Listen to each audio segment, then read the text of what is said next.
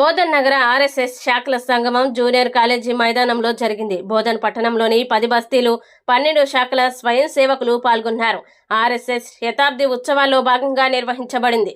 ప్రతి 3 నెలలకి ఒకసారి శాఖల సంగమం ఉంటుందని బోధన్ నగర వహా అనిల్ తెలిపారు. రాష్ట్రీయ స్వయం సేవక్ సంఘ్ దేశవ్యాప్తంగా తన శాఖల ద్వారా హిందూ సమాజ బలోపేతం, క్రమశిక్షణ మరియు సాంస్కృతిక జాగృతి కోసం పనిచేస్తుందని, వ్యాయామశాలలు మాత్రమే కాకుండా కవాతు చర్చల ద్వారా దేశభక్తిని పెంపొందిస్తూ సామాజిక ఐక్యతని చాటాలన్నారు.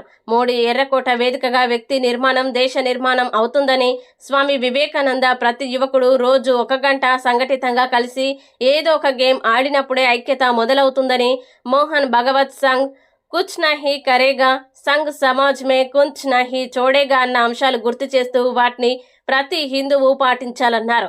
వచ్చిన స్వతంత్రం కోల్పోకుండా కాపాడడానికి రాష్ట్రీయ స్వయం సేవక్ సంఘ్ వెలిసిందన్నారు. విశ్వ హిందూ పరిషత్తోనే అయోధ్య రామ మందిరం నిర్మాణం సాధ్యమైందని ఆర్ఎస్ఎస్ జిల్లా సహకార్య వహాపేట గంగారెడ్డి తన ప్రసంగంలో వివరించారు. ఈ కార్యక్రమంలో బోధన్ నగర సంఘ్ చాలకులు గణేష్ కునకల్ని పాల్గొన్నారు.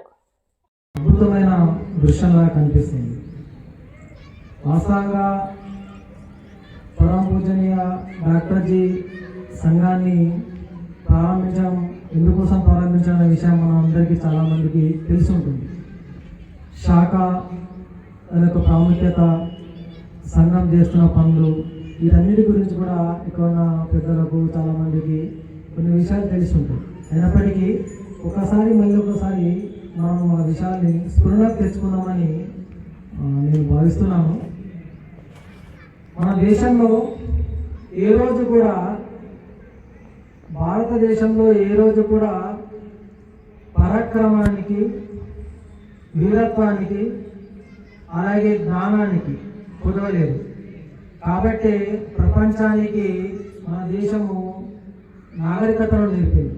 మన భారతమాత ఒక సమయంలో విశ్వగురు స్థానంలో ఉంది. ప్రపంచానికి సంస్కృతి, నాగరికత నేర్పిన మన భారతమాత తర్వాత అనేక మంది విదేశీయుల దాడుల వల్ల భారతదేశం బానిసత్వంలోకి వెళ్ళడం జరిగింది.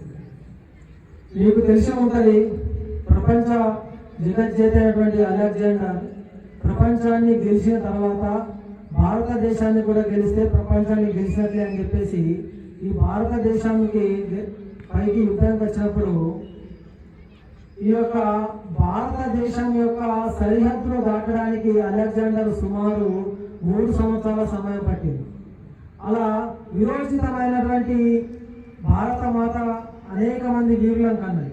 వారు భారతదేశంలో అడుగుపెట్టిన తర్వాత పురుషోత్తమైన రాజు చేతిలో ఓటమి పాలై యుద్ధంలో గాయాలు చెంది తిరుగు ప్రయాణంలో బాబిలోని అనే ప్రాంతంలో చనిపోవడం జరిగింది. ఇది భారతదేశం యొక్క గొప్పదనం. ప్రపంచాన్ని గెలిచిన వ్యక్తి, ప్రపంచాన్ని గెలిచినని అనుకున్న వ్యక్తి భారతదేశం వచ్చేసరికి ఒక సామాన్యమైనటువంటి రాజు చేతిలో ఓటమి పాలై తిరిగి వెళ్ళే సమయంలో ప్రాణాలు కోల్పోలేదు. ఇది మన యొక్క ఘనమైన చరిత్ర. కానీ ఈ చరిత్ర ఏ పుస్తకంలో ఉండదు. అది మన యొక్క దౌర్భాగ్యం.